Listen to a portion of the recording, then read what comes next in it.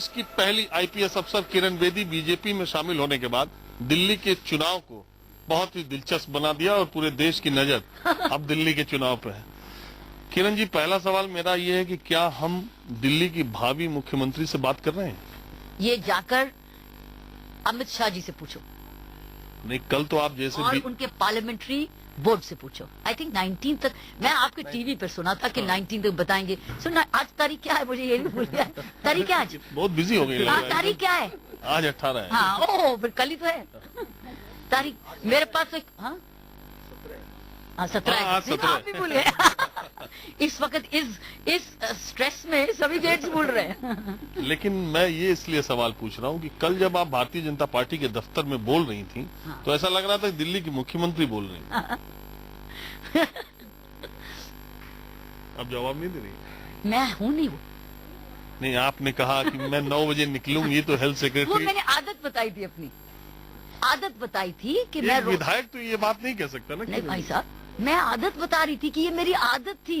ये तो मैंने प्रधानमंत्री जी के साथ भी शेयर की है कि सर हमारी आदत थी। मैंने ये बताया था कि मैंने प्रधानमंत्री जी से शेयर अपनी गुड प्रैक्टिस चीज शेयर की थी कि सर 9 बजे आदत है, सब ऑफिसर्स फील्ड में पहले जाएंगे, सजा देने नहीं, इनाम देने, अच्छे काम को रिकग्नाइज करने, और अगर कोई कमी देखते हैं तो डायरेक्टली सुधार करने, रिपोर्ट मांगने नहीं, वहीं पर सुधार करने, वहीं पर। ये है तरीका। लेकिन आप तो मतलब जिस तरह से था, आप प्रधानमंत्री नरेंद्र मोदी से मिली, बीजेपी के नेताओं को, दिल्ली के नेताओं को भनक भी नहीं लगी।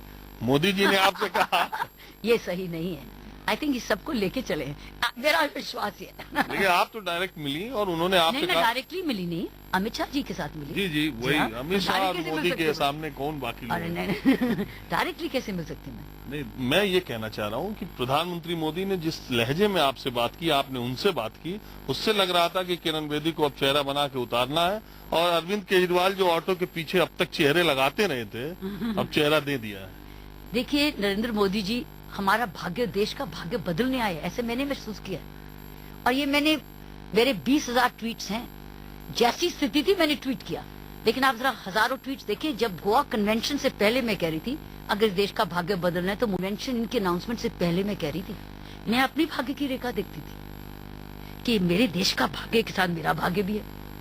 तो मतलब मेरे अंडरस्टैंड करिए, don't wait, I am telling you जो मैंने कभी भी नहीं किसी को बताया, ये जो मैं आपको पहली बार बता रही हूँ। क्योंकि आपने प्रश्न बहुत अच्छी तरह पूछा है। मैं अपनी देश की भाग्य की रेखा देखती थी, क्योंकि मई इलेक्शन से पहले हमारा भाग्य बहुत बिगड़ा हुआ था, नहीं तो हम लोग आंदोलन क्यों करते। तो मैं देखती थी कि क्या ये देश से बाहर जाना पड़ेगा कि देश में रह सकेंगे, क्योंकि अगर करप्शन ही करप्शन हो गई तो रहेंगे कैसे। और इतनी असुरक्षता फैलती जा रही है, एक आतंक सा है, पीस डिस्टर्ब है, हर कोई एजिटेशन पे है, सड़कों पर ही है, ये देश चलेगा कैसे? लोगों को स्कूलिंग स्किल्स मिलेगी कैसे? अनएम्प्लॉयमेंट जनरेट हो गई तो हम तो एक दूसरे के घर खाली कराने लग जाएंगे। मैं अपनी रेखा देखती होती थी कि मेरी बहन बाहर भी रहती है, तो मैं फिर सोचने लगी यहाँ रहूंगी कि फिर दोनों जगह रहूंगी। हाँ, ये अगर देश का नेतृत्व बदला तो यहाँ रहूंगी, अगर बदला नहीं तो फिर क्या करेंगे? ये नहीं मैं सोच रही थी जाने को, मैं सोच रही थी, मेरे प्रॉब्लम्स आ रही थी जैसे और दिल्ली के, हिंदुस्तान के लोगों में भी आ रही थी कि आगे होगा क्या मई के बाद। जब से नरेंद्र मोदी जी आए हैं इस देश का भाग्य बदला है। हर व्यक्ति को इस वक्त पहचानने की जरूरत है। आज वो 2 ट्रिलियन से 20 ट्रिलियन इकोनॉमी पे ले जा रहे हैं, वर्ल्ड्स लार्जेस्ट इकोनॉमी हमें ले जा रहे हैं, अपनी क्षमता से, अपनी काबिलियत से, अपने एक्सपीरियंस से, अपनी कैपेसिटी से। जो उनके पास कैपेसिटी है, मेरा नहीं ख्याल किसी के पास है कैपेसिटी, लेकिन उनसे इतनी सी भी थोड़ी कैपेसिटी ले लें तो बहुत फर्क पड़ जाए। इसलिए मैं समझती हूँ हर आदमी अपनी भाग्य की रेखा जोड़ ले आज देश के साथ। और 3 साल मैंने आज ट्वीट किया, 3 साल लगन से लग जाए। अगर वो ड्राइवर है, टीचर है, पुलिस ऑफिसर है, पॉलिटिशियन है, माँ बाप है, कई लेबर क्लास है, झुग्गी झोपड़ी, ये तो सोच रहे 3 साल मैं लगन से अब अपने बच्चों की भी परवरिश करूंगा, सरकार से भी काम करूंगा, विरोध नहीं में जाऊंगा, विरोध में नहीं, बात कहूंगा, सुनवाई करूंगा, विरोध के लिए टाइम नहीं वेस्ट करूंगा, एनर्जी। मैं अगर फार्मर हूं तो मैं ज्यादा कल्टीवेट करूंगा। मैंने सिर्फ कहा 3 साल अब देश को दे दो, और दोस्त उसके बाद सारे साल हमारे। किरण जी, पूरा देश और दिल्ली ये जानना चाहता है कि आखिर क्या हुआ। आपने प्रधानमंत्री मोदी से कहा कि मैं आपके साथ आना चाहती हूँ, या उन्होंने कहा कि किरण जी अब टाइम आ गया, आप आ जाओ? आपने ट्वीट नहीं बनी पड़ी, दो दिन पहले ट्वीट नहीं पड़ी। मैंने कहा था, मैंने लिखा है कि मालूम नहीं है कि भाग्य बुलाता है जिसको आप हाँ करते हैं, कि आप हाँ कर रहे हैं तो भाग्य आ रहा है। कौन सी चीज पहले आ रही है, आपकी हाँ या भाग्य? जवाब नहीं दे रही। मैं जवाब दे रही हूँ, मेरे पास जवाब है ही नहीं।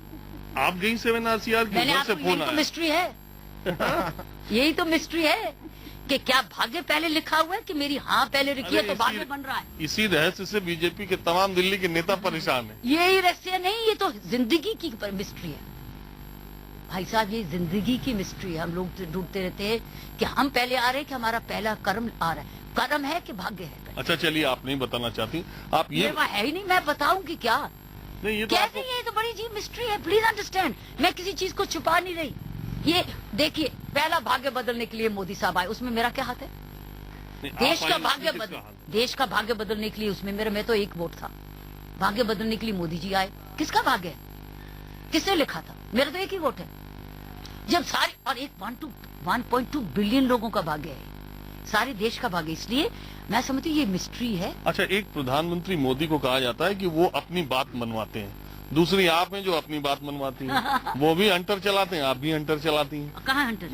मतलब चलाती रही है, नहीं, वालों को पता है। कहाँ हंटर? नहीं, यहाँ भले नहीं। मैं क्रेन चलाती थी। हाँ। क्रेन किस लिए चलाती थी? सड़कों को साफ करने के लिए। तब एक साइकिलिस्ट को भी जगह मिले, एक स्कूटर वाले को भी सड़क मिले, और एक कार वाले को भी सड़क मिले, और बस वाले को भी मिले। मैं तो क्रेन चलाती थी और रोज सुबह 8 बजे उठ के सड़क में जाके देखती थी कहाँ कहाँ ब्लॉकेड है, उसको ठीक कराऊं। कभी सदर बाजार में जा रही, कभी गाजियाबाद बॉर्डर में जा रही, कभी रेलवे स्टेशन सुबह 7 बजे जा रही, कभी एयरपोर्ट जा रही। अच्छा, एक तो क्रेन चलाती थी। हंटर कहाँ? ऐसे क्यों बोलते हो? नहीं, मैं ये कह रहा हूँ कि आप लोगों की अगर आप डिसिप्लिन की बात कर रहे हो तो ये मेहनत डिसिप्लिन से बिना नहीं होती है। जिंदगी का जीवन आधारित ही है अनुशासन पर। अगर आप अनुशासित नहीं तो मर्जी से खाते हो, मर्जी से रहते हो, मर्जी से सोते हो, मर्जी से उठते हो, मर्जी से। एक अगर अनुशासित हो, समय पर हर चीज सही करते हो और भले के लिए करते हो, अपने लिए थोड़े जीते हो। लोग कह रहे हैं कि किरण बेदी साफ सुथरी बात करती है, बहुत ट्रांसपेरेंट है, बहुत जो बात दिल में होती है वही उनकी जुबान पे होती है। तो राजनीति में अगर आपने ऐसा किया तो कहीं हिट विकेट पहले न हो जाए, ये भी डर लोग दिखा ऐसे रहे हैं। पहले डरने लगे। नहीं, लोग कह रहे हैं, लोग ऐसे डरने लगे। उनको बोलो डरो मत। अगर ईश्वर में विश्वास करते हो, देश के भाग्य में विश्वास करते हो, अपने भाग्य में विश्वास करते हो ना, तो जोड़ो अपना भाग्य इस देश के साथ। अच्छा, अभी तक बीजेपी के नेताओं का जो पोस्टर अरविंद केजरीवाल लगाते थे, आप उनको चुनौती देती हैं कि अब आपका चेहरा लगा के मैं देखें? किसी को चुनौती नहीं देती, मैं सिर्फ अपने आप को चुनौती देती हूँ। मेरी बहुत सारी लीडरशिप स्लाइड्स में एक स्लाइड है, you compete with your self first, you don't compete with others. मैं टेनिस प्लेयर रह चुकी हूँ, मैं दूर खेलती थी टेनिस, लेकिन अपने माइंड की से जीतती थी। You compete with your self first before you compete with anybody else. Competition तो लाइफ है, लेकिन पहले आप अपने आप को जिताते हैं, अपने मन में जीतते हैं कि मैं इसके काबिल हूँ। कभी भी मैंने कुछ डिजर्व मांगा नहीं या लिया नहीं जो मैंने डिजर्व नहीं किया, समझे? इसलिए ये मेरी तरीका है, ये मेरे जीवन की फिलॉसफी है। So you first deserve and then you desire, but I don't even desire now. I don't आप even तो desire. डिजर्व भी करती हैं तो डिजायर कर सकती हैं। Thank you so much. I don't desire anything. I only have one vision and a dream and a prayer कि मेरा देश, जिसको मैं बहुत प्रेम करती हूँ। मैं बहुत साल पहले स्टूडेंट, मुझे स्कॉलरशिप मिलती थी यूनिवर्सिटी से, कोलंबिया यूनिवर्सिटी से, जब मैं मास्टर्स में टॉप की थी यूनिवर्सिटी में भी, मैं नहीं गई, मैं इंडियन पुलिस सर्विस में गई, क्योंकि मुझे अपने देश से बहुत प्रेम है। तभी तो वर्दी पहनी लड़की होते हुए, क्योंकि मैं सेवा करना चाहती थी, न्याय देखना चाहती थी, इसलिए मैंने। और उससे बेटर जॉब कोई नहीं है, पुलिसिंग से बेटर जॉब कोई नहीं है।